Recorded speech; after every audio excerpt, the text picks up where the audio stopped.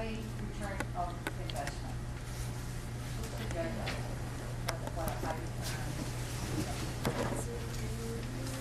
Judge of that is going to be dependent on the actual investment being made. So we're going to ask, so if the money's coming from, for example, a source that DOT controls, they work with the governor's office to demonstrate that the investment that they're making has a high return. They have to demonstrate. Well, we're going to basically be creating basically a framework for making sure that those large investments have a high, basically, there's different ways to do it depending on the project you're talking. There's no set one way to do that. So it all depends on the project, it all depends on the fund. And when you say funds, is that money comes from taxpayers? I mean, we're not talking about raising extra additional funds. This is money that we're already spending in New Jersey that may not be spent strategically as it could be. Take it back. Well, that's one option, but some of this money does come down from the federal government also. So we want to make sure that we spend it as wisely as possible. Maybe it was for state, when they invest this money, to have a return for all taxpayers.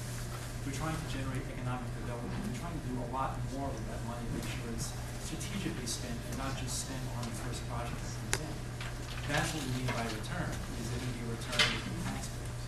Yeah, no, I understand that point. It's just that sometimes you see like a railway, and the railway is built and taking, 8 people a day, and, has no real value in terms of whether it's just the state. But, okay, I understand. Was your group doing anything, or making any decisions within its domain? We don't do that at You the can't state control level. that, right? Right. The state planning act has no authority whatsoever. And when you take up a plan, will there be an announcement and an appeal process? When you come up with a plan to do a specific project, will it be announced? And is there a opportunity for people to appeal that if they're Those decisions are still made at the local level, local planning boards and local zoning boards. So that's not going to change. This is more just us aligning the state agencies so we're all on the same page. So one agency doesn't have a limitation that conflicts with another. That any expenditures that the state makes are wise ones. So we don't have a train line that can be serviced in here. That's not a wise investment with tax dollars. So that's the kind of decision we would be in. But at the local level, this plan actually protects those rights more than anything. I'm a local mayor, so I would not be a part of anything that would reduce that in any way. So that's the beauty of it, where it's the state working with local government, it's not adversarial.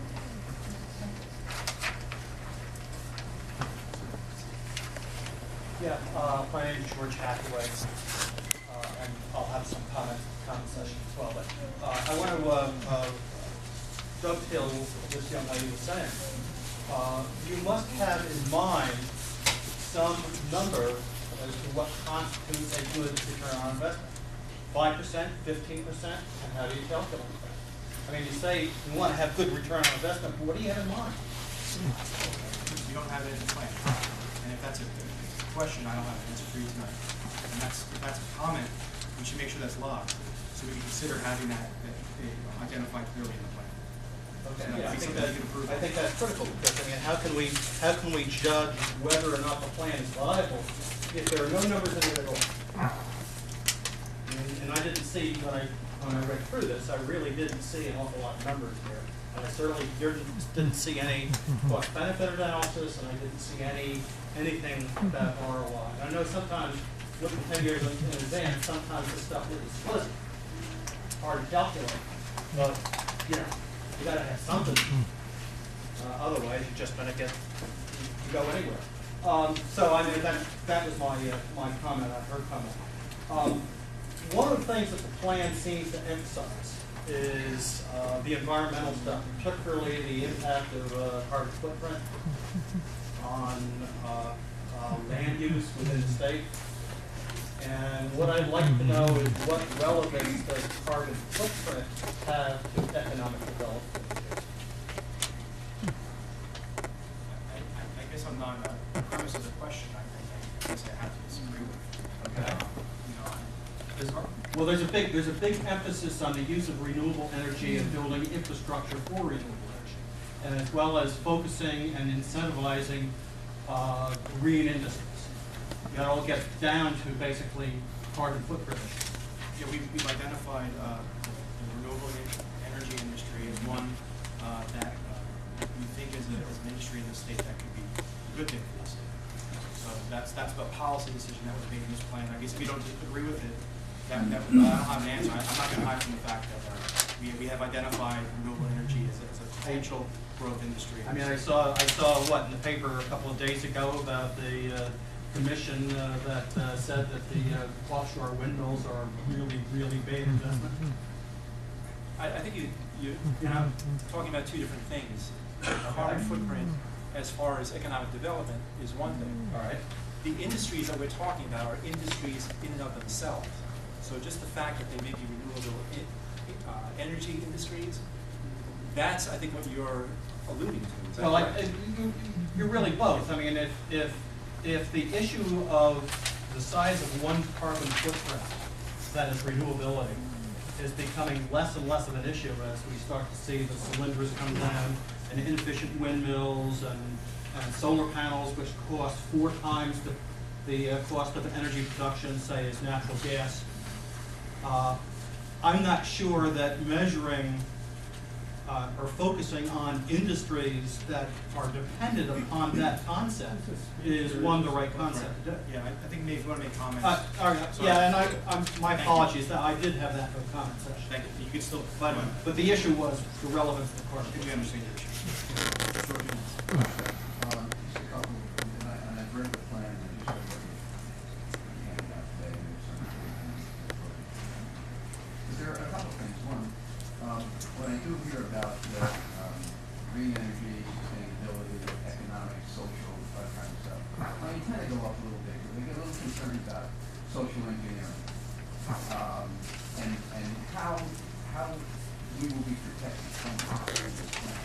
Because I also hear in the plan the question of incentives, public-private partnerships, those kind of things.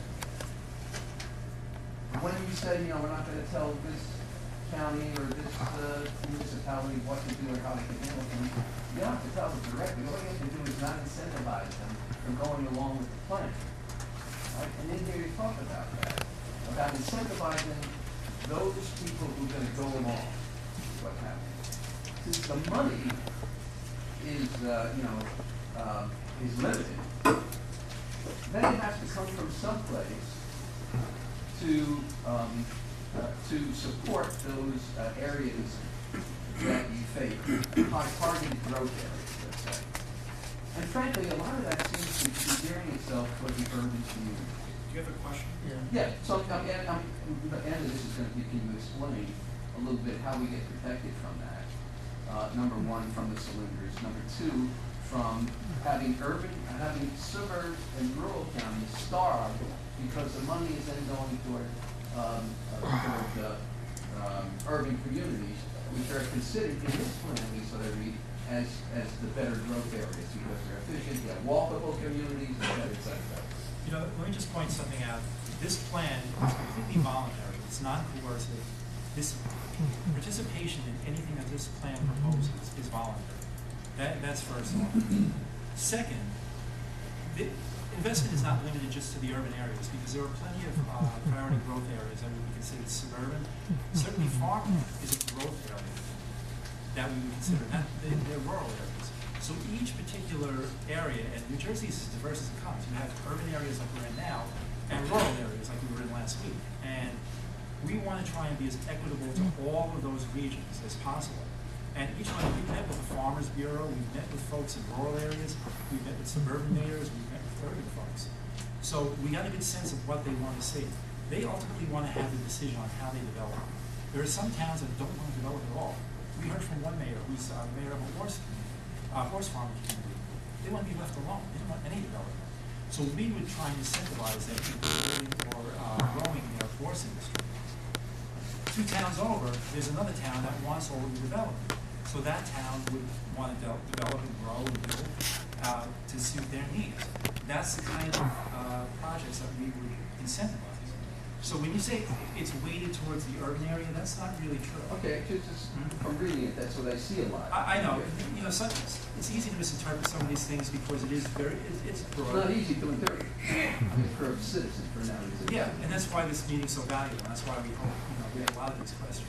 Can we just add one thing, and maybe you can just One clarify question. one thing? Okay. A question? A suburban area, yeah, I have to say the premises. Okay. A suburban area that may want to develop commercial ratables.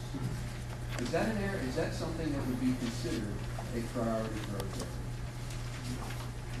The advanced notice of rules that we put forth. I'm sorry, say- So the advanced notice of rules that we put forth has a matrix, basically, a one-page matrix of the areas in this place.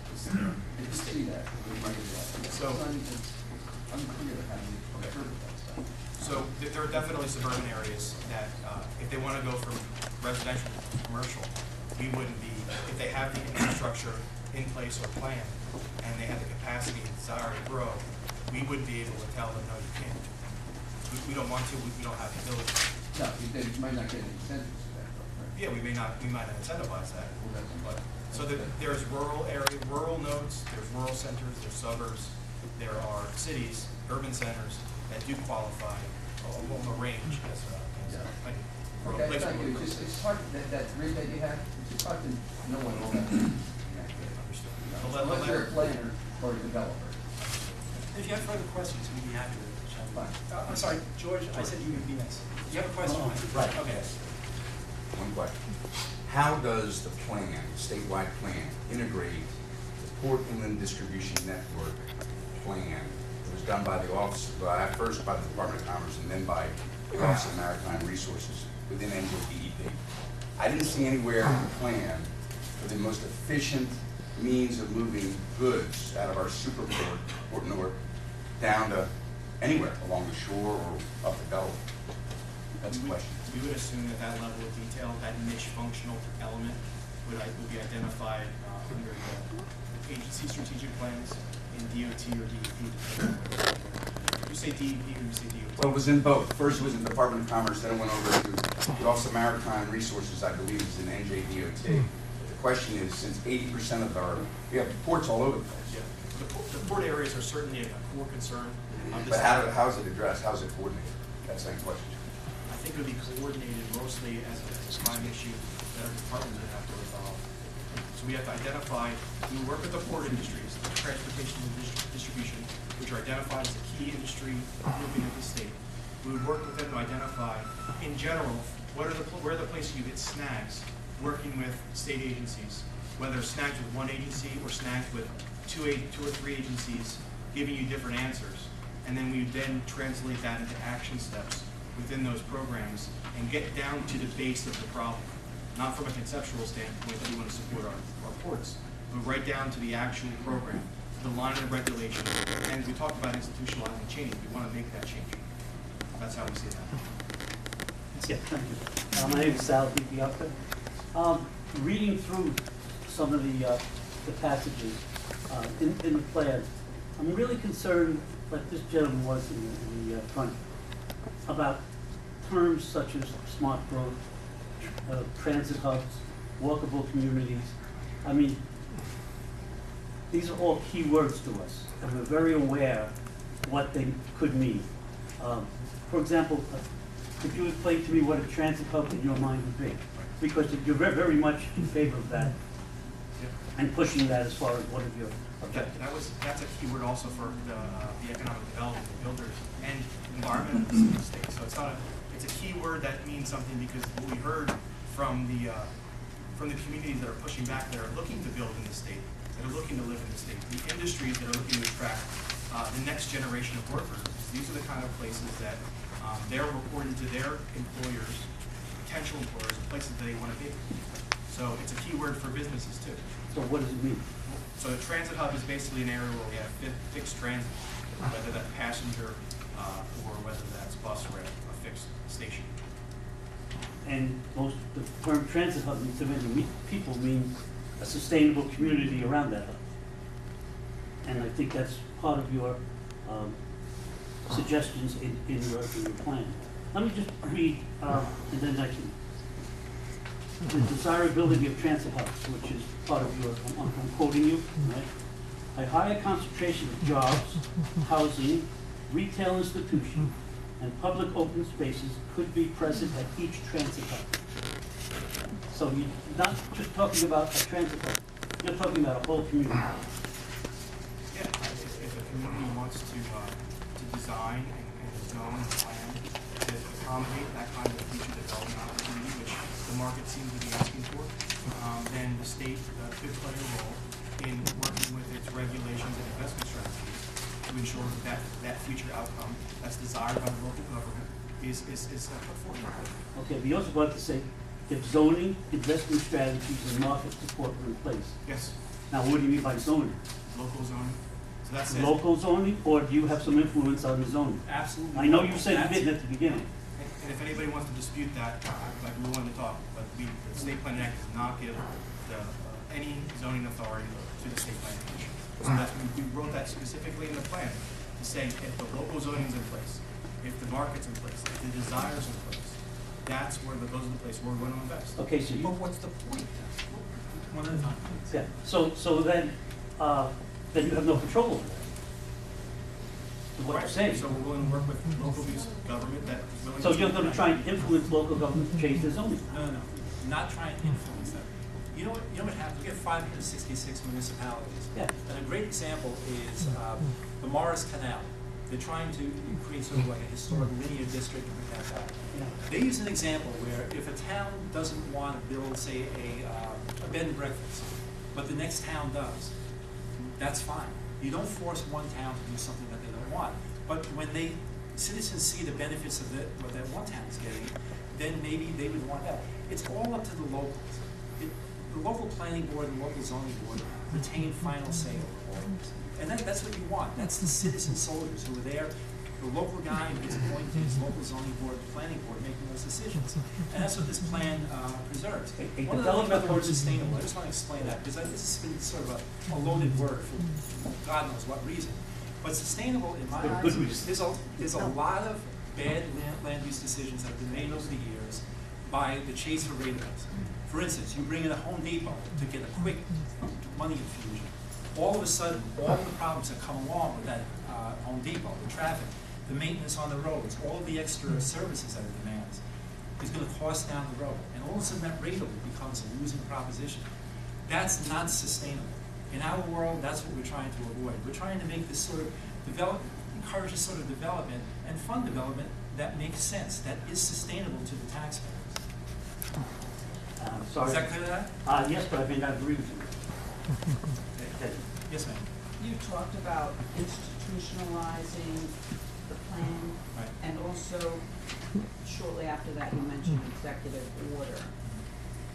Now, is executive order coming from Governor Christie, or, and this is, like, does that just negate any local legislation, or does that take away the voluntary aspect of our planning?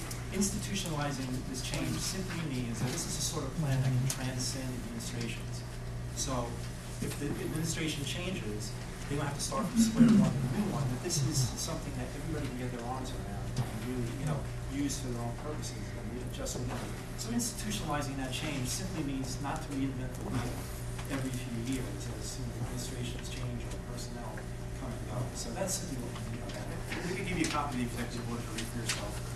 It says basically, the attention is clearly and straightly on state government. So that would be the final word, the executive order, or? In the state government's role in this whole thing, which is not local zoning, it's incentives and its role in regulating features of the state that aren't regulated at the local level. In that role, yes, it's going to be an important part of our strategy to get our departments working together and marching to the same beat. And we're gonna we basically are going to be transitioning very shortly into the public hearing portion. So maybe another couple questions, but Yes, sir. I just wondered, these meetings are so valuable, how come there's only 6 of them scheduled for, there's 21 counties in New Jersey, can you have one in each county? they're so valuable, and it's such a great plan. How are you supposed to get input without getting input? Yes, Yeah, my name is Brian Toad. I just like to say, I live in North Plainfield, and my community is sustainable. It doesn't seem to have a problem. And you want to create sustainable communities. That's one question. The other one really is, what is social justice and how do you define it? We don't use the words. yeah, we don't. You don't use that, social justice. Are you familiar with Agenda 21, by the way? We're here to talk about the state strategic. I just wondered if it's, if you're like, tied with that. No. Let me say emphatically, we are not tied in any way. I didn't even know what it was until about a month ago. I had to Google it and find out for myself. Okay. So I have no idea. We are not tied to it. I have nothing to do with it. So, All right. yes, ma'am. In Garden State Value number 6, it says, consider the equity of property owners during planning and implementation. Would you describe what advancing equity with property owners means? Would you define that? Equity is basically our way of saying that the property value, right? Property values? So we think that the rights of property owners should be considered in every phase of this, planning, zoning, and implementation, so that the property owners have an opportunity to engage with the governments that are regulating their land in every phase of the game. So that's what we're saying. The government should be considerate of their authority in every step as it impacts property rights. Yes, ma'am. I just have a question. You mentioned before the incentives, and it's stated in the plan that, there's a recognition that New Jersey doesn't have a lot of extra money floating around right now. So I wondered where exactly that was coming from.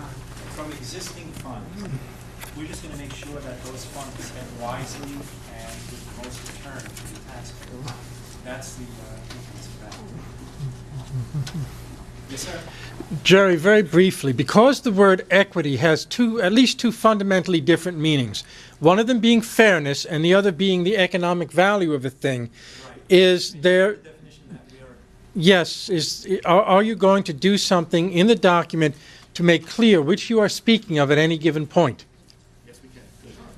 And if you have any constructive comments, please submit them in writing or in your testimony, and we'll consider them as we make recommendations to the State Plan Commission in the final version. Thank you. Yes, sir. I don't understand what the existing funds are. The state is practically bankrupt. Our taxes are the highest in the nation practically. And so where are these existing funds coming from? I mean, can't those existing funds be used for better use? It just doesn't make sense to me. Well, these are funds that maybe departments like DOT, DEP, DCA have to run their area in the state. We're just going to make sure that they're spent wisely and with best use for the tax.